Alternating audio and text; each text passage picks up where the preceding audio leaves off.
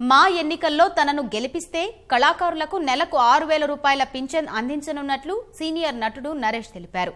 చిరంజీవి కళ్యాణ లక్ష్మి పథకం కింద నిరుపేద నటీనటుల కుటుంబాల్లోని పిల్లల పెళ్లిళ్లకు 1,116 రూపాయలు ఆర్థిక సహాయం అందించనున్నట్లు వెల్లడించారు. మార్చి 10న జరగనున్న నటీనటుల సంఘం అధ్యక్ష ఎన్నికల నేపథ్యంలో హైదరాబాద్ ఫిలిం ఛాంబర్లో తమ బృందం అమలు చేయనున్న మేనిఫెస్టోను విడుదల చేశారు.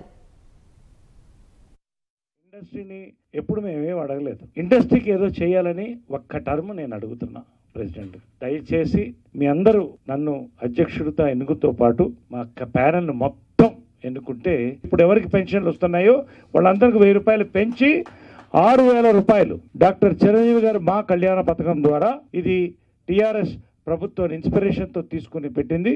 1,16,000 రూపాయలు మేము ఇవ్వడం జరుగుతుంది.